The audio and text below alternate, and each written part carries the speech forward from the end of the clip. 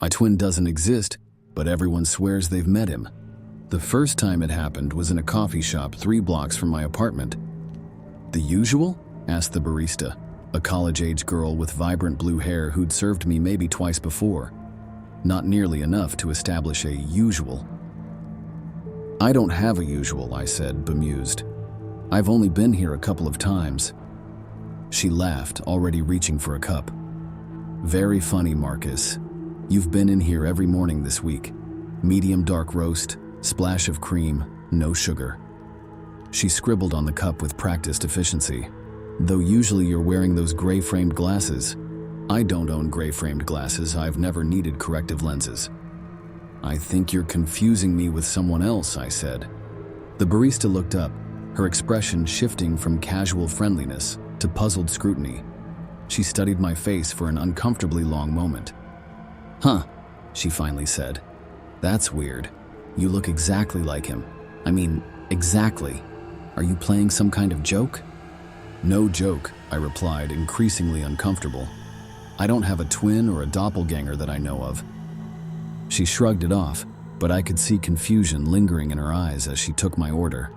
A latte, not a dark roast, and my payment.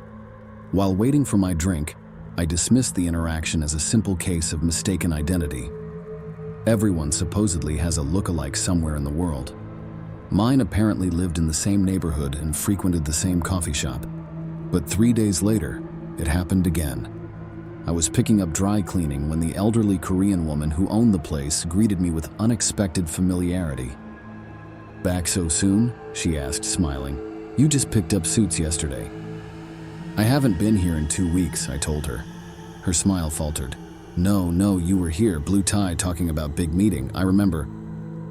That wasn't me, I insisted. She squinted up at me, then waved her hand dismissively. Same face. Must be brother. I don't have a brother, I said, but she had already turned away to retrieve my clothes. Twice could still be coincidence. The third time eliminated that possibility. I was having dinner with Eliza, my girlfriend of 8 months, at an Italian restaurant we'd never visited before. Midway through our meal, she excused herself to use the restroom. When she returned, her face had drained of color. Marcus, she said, her voice barely above a whisper, did you come here last night? I set down my fork. Number why? Our server just asked me if everything was okay with your meal this time. She swallowed hard. He said you were here yesterday, sitting at the bar, complaining that your pasta was overcooked. That's ridiculous. I was home with you all night. I know. Her eyes searched mine. He described you perfectly, though. Even the small scar on your eyebrow. My hand instinctively went to the thin white line that bisected my left eyebrow, a childhood injury from falling off a swing. Did you ask him anything else? She nodded. He said the guy was wearing a navy blue blazer with a pocket square, said he paid in cash and left alone around 9. I didn't own a blazer like that, and I almost never carried cash. It's just someone who looks like me, I said, trying to sound more convinced than I felt. Eliza reached for her wine glass, her hand trembling slightly. He called you by name, Marcus. Ice slid down my spine. What? He said, is your boyfriend Marcus feeling better about his meal tonight? He knew your name. We left the restaurant shortly after, the food suddenly unappetizing. On the walk back to my apartment, I tried to rationalize the situation. Perhaps the server had overheard Eliza use my name earlier in the evening and constructed a false memory of having served me previously. People make these kinds of cognitive errors all the time, but deep down, a sense of unease had taken root. Over the next 2 weeks, the incidents multiplied. My neighbor mentioned a conversation about local politics we'd never had. A bookstore clerk thanked me for a recommendation I'd never given. My dentist's office called to ask why I'd missed an appointment I'd never scheduled. Each time, the details were specific, personal, not the vague misrecognitions of strangers, but precise memories of interactions that had never occurred. I began taking inventory of my life, looking for any gaps in my own recollection. Was I experiencing blackouts, sleepwalking, some form of dissociative fugue state? I installed a home security camera that uploaded footage to cloud storage, just to confirm my own movements. The footage showed nothing unusual, just me following my normal routines. I was never absent from my apartment during times unaccounted for in my memory. Yet the encounters continued, spreading beyond my immediate neighborhood. A client at work mentioned a lunch meeting I'd allegedly attended the previous week, discussing contract details I'd only seen in private emails. My mother called to ask about a woman I'd supposedly introduced her to over a video call, a call that had never happened. "You seemed so happy together," she said, confusion evident in her voice when I denied any knowledge of the conversation. "Mom, what did I say about her? This woman I introduced you to?" "You said her name was Claire, that you'd been dating for a few weeks." My mother paused. "You told me you were taking her to that place in Vermont you loved as a child, the one with the lake." My stomach dropped. Lake Champlain was indeed a childhood vacation spot, but I'd never mentioned it to anyone but Eliza. Certainly not to a non-existent girlfriend named Claire. Eliza and I began documenting every incident in a shared spreadsheet. By the end of the month, we had recorded 23 distinct encounters with people who claimed to have interacted with me at times when I could definitively prove I was elsewhere. "We need to consider every possibility," Eliza said one night as we reviewed the growing list. Her analytical mind, one of the qualities that had drawn me to her, was fully engaged in what she now called the doppelganger phenomenon. "Such as?" I asked. "One, identity theft, but at a bizarre in-person level. Someone is deliberately impersonating you." I considered this. To what end, though? "They're not accessing my accounts or stealing my money. They're just living a parallel life as me." "Two," she continued, "you have an identical twin you never knew about. My birth certificate says single birth. I've asked my parents directly. No secret twin given up for adoption." "Three," her voice dropped slightly, "something less conventional." "You mean something supernatural?" I said with a weak smile. She didn't return the smile. "I mean something we don't have a framework to understand yet." We sat in silence for a moment, the implications hanging in the air between us. "Whatever it is," I finally said, "I need to see him for myself."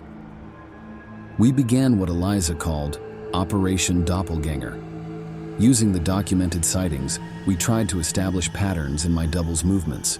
He seemed to frequent many of the same places I did, but a day or two before me, as if tracing my route through life just ahead of my actual steps. We created a trap of sorts. I deliberately mentioned plans to try a new restaurant across town to several people, making sure to name a specific evening. Then, instead of going on the stated night, Eliza and I showed up the night before and positioned ourselves at the bar with a view of the entrance. Nothing happened. No one resembling me entered the restaurant during the 3 hours we waited. We tried again at a different venue with the same result. Either my double wasn't following the patterns we thought we'd identified, or he was somehow aware of our attempts to intercept him. The breakthrough came unexpectedly. I was working late at my office downtown, a small architectural firm where I'd been employed for just over a year. Around 8 p.m., I stepped into the break room to refill my coffee. As I waited for the ancient machine to sputter to life, the night security guard passed by on his rounds. He did a double take when he saw me, confusion evident on his weathered face. "Mr. Thorne, how did you?"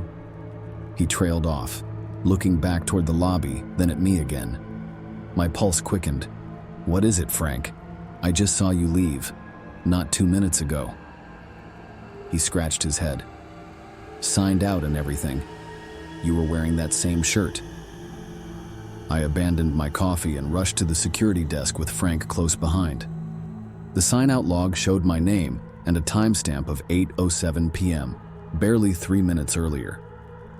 "Is there security footage?"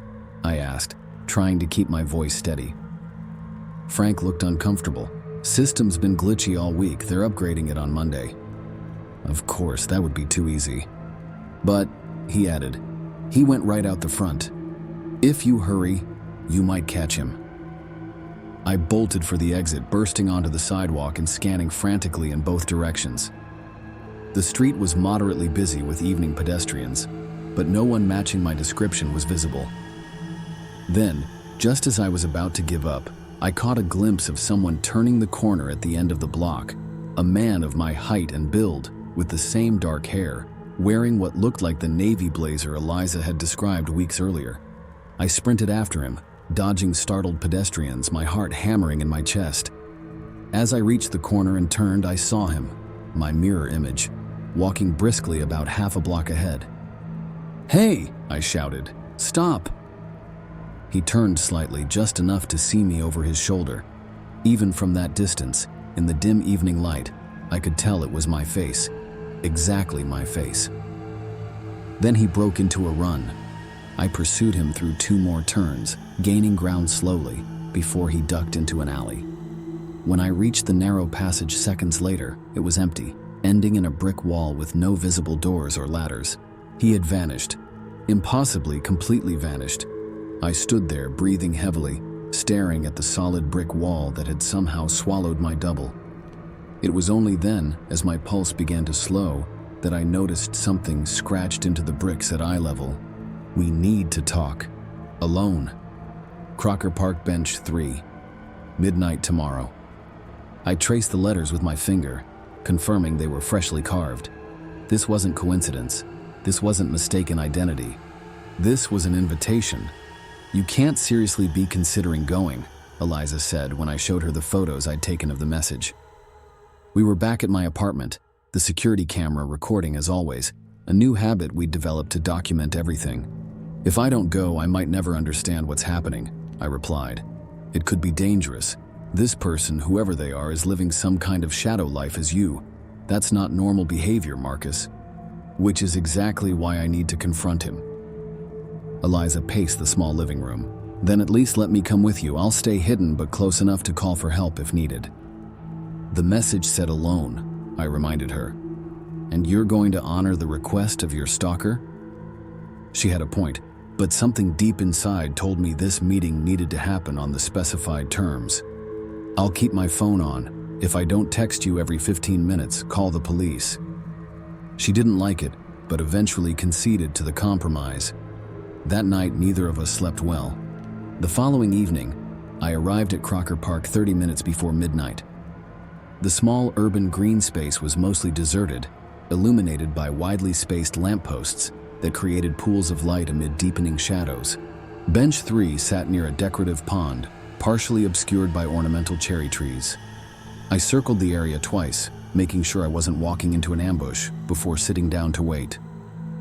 At exactly midnight, I heard footsteps on the path behind me. Slow, deliberate steps that matched my own stride perfectly. The hair on my arm stood up as they drew closer, then stopped. "Hello, Marcus." My own voice, with every familiar inflection and tonal quality I'd heard in recordings. I turned slowly. There he was. Me. Not similar, not resembling. Identical in every detail, down to the small scar on my eyebrow. The only difference was the gray-framed glasses the barista had mentioned, and the navy blazer he wore over a white button-down. "Who are you?" I asked, surprised by the steadiness of my voice. He sat beside me on the bench, maintaining a careful distance. "That's complicated," he said with a sad smile I recognized from my own mirror. "Try me." He looked out over the dark pond. "I'm you, but from a probability branch that shouldn't exist anymore." "A what?" "Reality isn't singular or linear," he explained, still not looking at me. "Every decision, every quantum state resolution, creates branches of probability. Most remain just that, probability waves, never fully manifesting. Some collapse into temporary existence before being reabsorbed into the primary timeline." I stared at him, trying to determine if I was speaking to a delusional individual or something else. "You're saying you're me from a parallel universe?" I asked skeptically. "Not exactly. I'm you from a probability branch that began diverging 9 months ago and should have collapsed 6 weeks ago, but it didn't." He finally turned to face me. "And now there's a problem. What happened 9 months ago? You made a decision, a significant one that created a strong probability branch." He paused. You chose to leave your previous job and accept the position at Harding and Associates. He was right. 9 months ago, I'd made exactly that career change. But, he continued, in my branch, you turned it down, stayed where you were, met different people, made different choices. Including Claire? I asked, remembering my mother's call. A smile flickered across his face. Yes, Claire Donovan, I met her at a client presentation. In your timeline, you never made that presentation because you'd already left the company. And the glasses? I gestured to his frames. Minor eye strain developed from longer hours at the old firm. You avoided that by changing jobs. It all sounded plausible enough as a narrative, but as an explanation for his existence? This is insane, I said. Parallel timelines, probability branches. You expect me to believe that? I don't particularly care if you believe it. The problem exists regardless. His voice hardened slightly. My branch should have collapsed when you made another significant decision 6 weeks ago, whether to terminate or extend the Westridge project. I remembered the decision clearly. After much debate, I'd chosen to terminate the troubled project. You extended it, I guessed. He nodded, creating another divergence point. But something unprecedented happened. Instead of my branch collapsing or continuing separately, the boundaries became permeable. I started bleeding through into your timeline, and I'm not the only one. What do you mean? Objects, memories, entire events are crossing over. Haven't you noticed discrepancies beyond just sightings of me? Things appearing in your apartment you don't remember buying? Memories that don't quite fit? I thought of the unfamiliar coffee mug I'd found in my cabinet last week, the strange sense of déjà vu I'd experienced in places I'd never visited. What's causing it? I asked, beginning to accept, if only provisionally, the impossible scenario he was describing. Something's wrong with the underlying structure. He leaned forward, elbows on knees, a posture I recognized as my own when deeply concerned. Reality maintenance systems are failing. Reality maintenance? Like what? The universe has an IT department? More or less. He wasn't joking. There are mechanisms that prevent exactly this kind of contamination between probability branches. They're breaking down, and the damage is spreading. And you know this how? He hesitated. 3 days ago, in my timeline, a man approached me, claimed to be from something called the Probability Enforcement Division.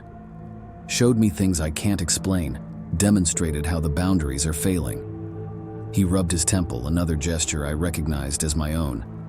Then he disappeared, literally vanished while I was looking right at him. Left behind only a device meant to stabilize my personal timeline. From his pocket, he produced what looked like a small brass compass, except instead of cardinal directions, its face displayed symbols I didn't recognize.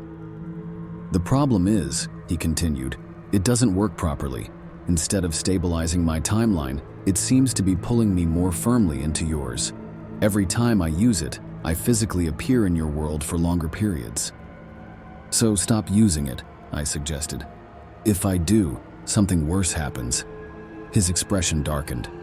Null spaces form around me. Reality literally comes apart at the seams. I've seen it happen. Buildings, people, everything just unwritten from existence. We sat in silence for a moment, the implications settling heavily between us. Why come to me? I finally asked. What am I supposed to do about any of this? Because there can't be two of us. His voice was quiet but resolute. The system can't sustain it. One of us needs to go. Ice formed in my stomach. Are you threatening me? No. He sighed. I'm telling you we have a choice to make. One version of Marcus Thorne needs to be erased from this timeline, or both realities will continue deteriorating until they both collapse completely. And you think it should be me? I asked incredulously. I think it should be me, he corrected. My branch was never supposed to persist this long. I've accepted that. But I can't simply cease to exist. The system doesn't work that way. I need your help. To do what exactly? He held up the brass device. This can transfer my consciousness, my memories, my experiences into you. Everything I've lived through since the divergence point would become part of you. Claire, my work, all of it would continue through you. Then my physical form in this timeline would dissolve naturally. You want to merge with me? The very idea was horrifying. To become some hybrid person? It's not a merge, he insisted. More like a reconciliation. The timeline heals itself by reintegrating the divergent branch. You would still be you, just with additional memories of a life you might have lived. And if I refuse, his expression grew grim. The deterioration continues. More bleeds between realities. Worse null spaces. Eventually, catastrophic collapse of both branches. How can I possibly believe any of this? I demanded. This could all be an elaborate delusion. You could be anyone, a long-lost twin, a surgically altered imposter, anything more plausible than this. He reached into his blazer and removed a folded paper. Look at this, then decide. It was a photograph. In it, I, or he, stood smiling next to a woman I'd never seen before. Attractive, with curly auburn hair and a slight gap between her front teeth. Claire, presumably. We were standing on the shore of a lake I recognized immediately from my childhood, Lake Champlain. In the background was the exact cabin my family had rented each summer. But the truly chilling detail was the date stamp in the corner, next month. A photograph from a future that hadn't happened yet in a life I wasn't living. I've never been back there as an adult, I whispered. I have. I took Claire there 3 weeks ago. We're going back next month for her birthday. I stared at the photograph, my reality tilting. I need time to think about this.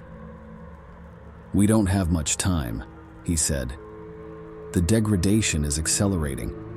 I've seen 3 null spaces in the past day alone. He stood up. Meet me back here tomorrow night if you want to proceed. If not, he shrugged. Enjoy however much time remains before both our branches unravel completely.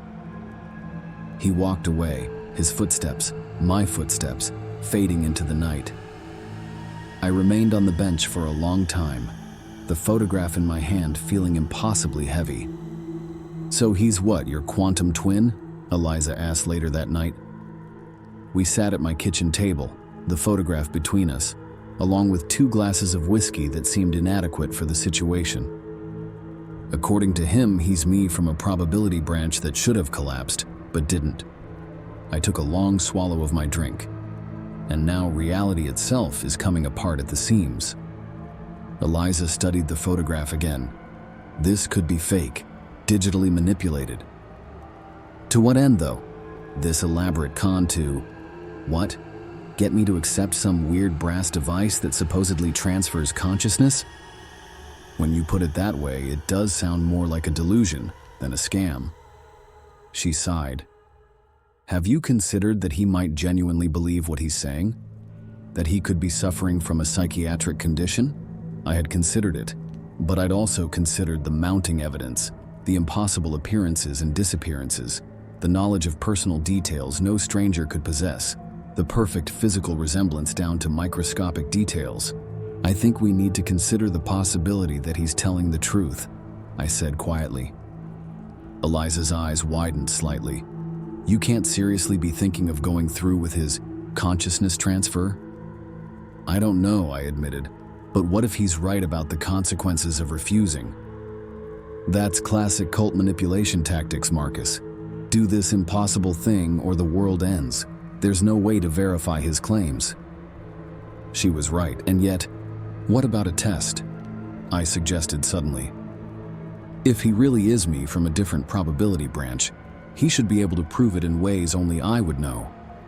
Like what? Things from before the divergence point, childhood memories, secrets I've never told anyone. I leaned forward. If he's really me, he'll know exactly what happened the summer I turned 12 at Lake Champlain. Eliza looked skeptical but nodded. Okay, a test, but I'm coming with you this time. He specified alone, and I specify not getting my boyfriend's body snatched by a quantum imposter. Her tone left no room for argument. In the end, we compromised again. Eliza would remain at a distance, watching through binoculars with police on speed dial. The next night, I returned to bench 3. My double was already waiting, his face illuminated by the nearby lamppost. "You came," he said, sounding genuinely relieved. "Before I consider anything you've proposed," I said, "I need proof that you are what you claim to be." He smiled faintly. "A test? Tell me what happened at Lake Champlain the summer I turned 12, the thing I've never told anyone." His smile faded immediately. "That's your verification question?" I nodded.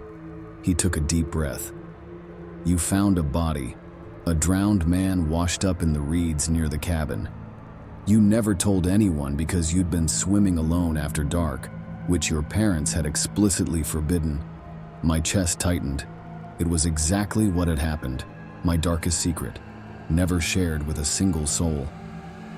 "The man had no face," my double continued quietly. "At least, that's how we remember it. Bloated and distorted beyond recognition. You had nightmares for years afterward." I sat down heavily on the bench. "It really is you. Me." "I told you." He remained standing. "Did you bring anyone with you?" I hesitated. "Eliza is watching from a distance. She's concerned." "She should be," he said, "but not about me." He glanced around nervously. "Did you notice anything unusual on your way here? Gaps in your perception? Areas that seemed wrong somehow? Number Y? They're getting worse. The null spaces." He sat beside me, his movements tense. "I watched an entire street corner disappear this morning. Just unravel. The people, the buildings, everything replaced by empty whiteness. Then it snapped back as if nothing had happened, but no one seemed to remember the buildings or people that had been there before." "I haven't seen anything like that," I said. "You will." His certainty was unsettling. "It's starting to affect the primary timeline now, your timeline. It's why I needed to meet you alone. The fewer consciousness anchors present during the reconciliation, the cleaner the process." "What about Claire?"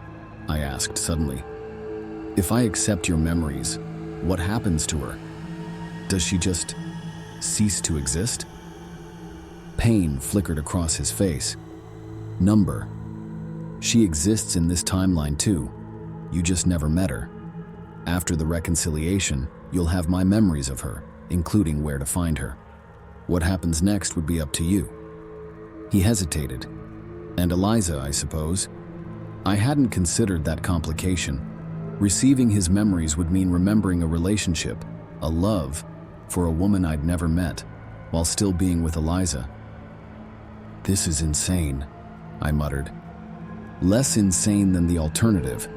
He removed the brass device from his pocket. "I've been monitoring the degradation.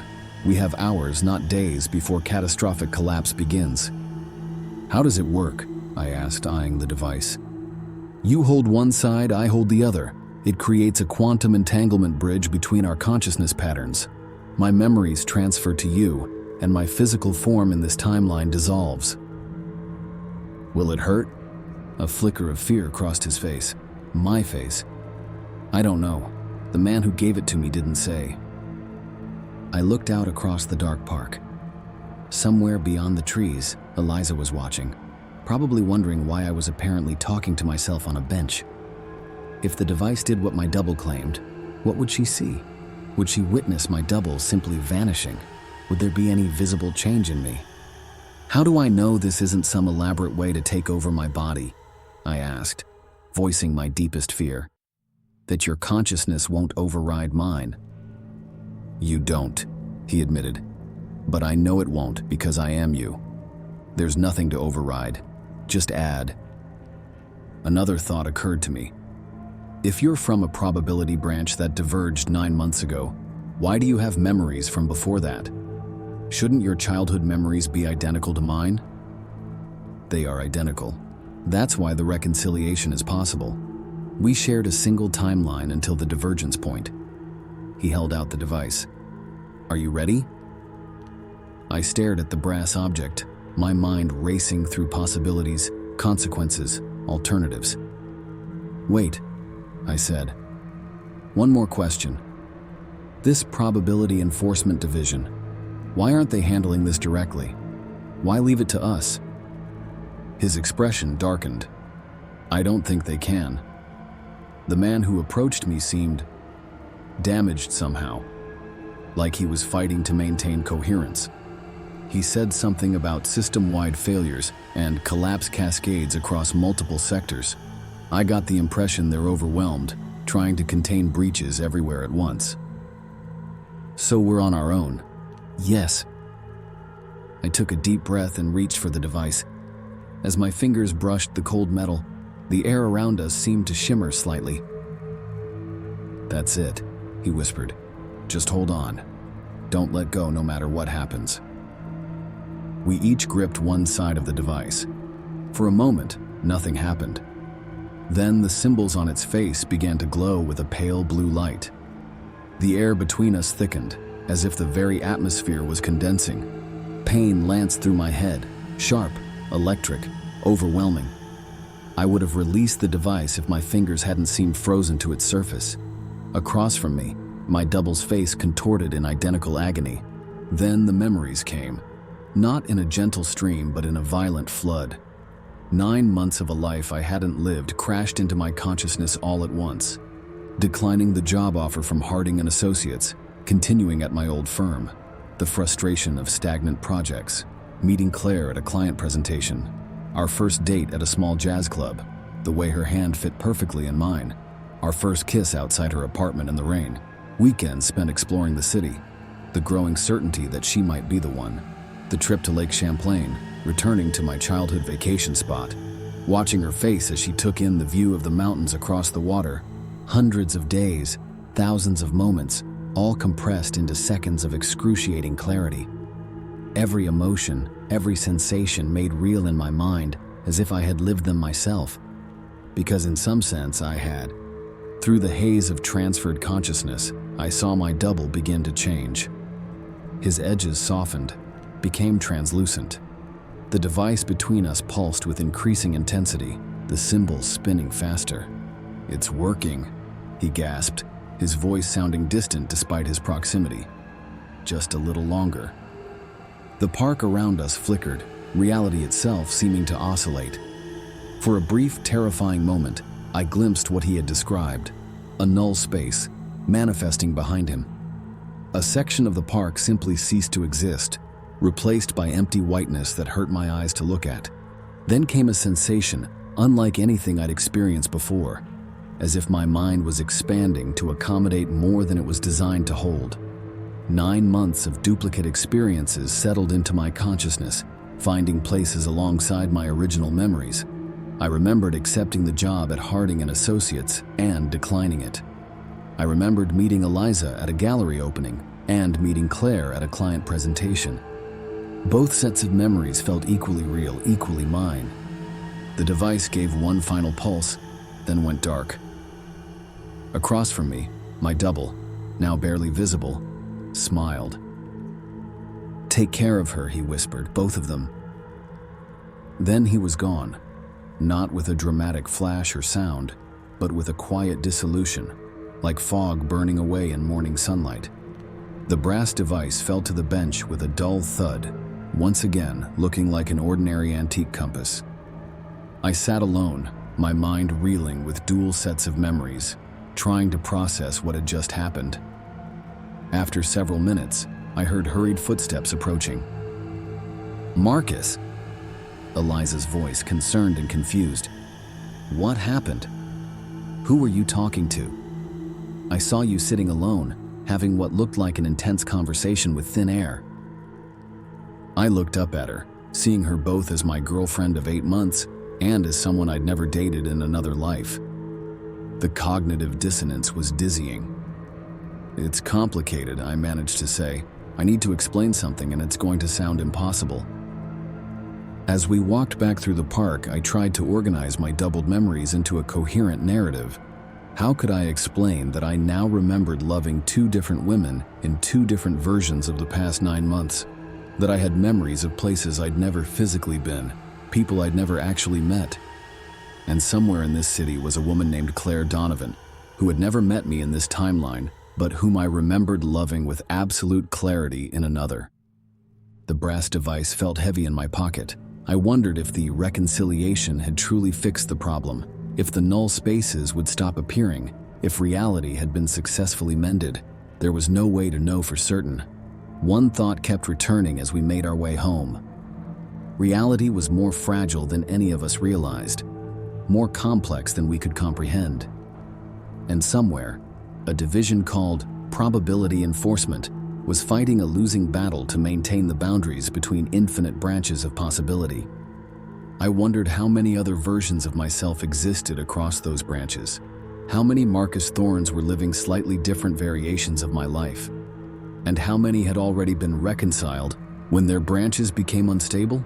As if sensing my thoughts, Eliza squeezed my hand. "Whatever happened back there, you're still you, right?"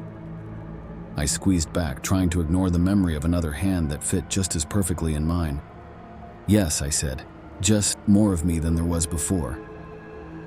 That night, I dreamed of null spaces spreading across the city like cancer, of reality unraveling at the seams, and of a man with my face desperately trying to warn me that the reconciliation hadn't worked, that something far worse was coming. I woke at dawn, cold sweat soaking my sheets, to find 6 missed calls on my phone from a number I didn't recognize. When I checked my voicemail, I heard a woman's voice, familiar from memories that weren't originally mine. "Marcus," Claire's voice, confused and frightened. "Something's happening. The world is coming apart. You told me to call this number if I ever saw the white spaces. They're everywhere now. Please, if this is you, I need, The message cut off abruptly. Outside my window, the morning sky flickered, sections briefly replacing themselves with empty whiteness before snapping back to blue. Whatever we had done in the park, it hadn't been enough. The probability branches were still collapsing, and now I had memories from both.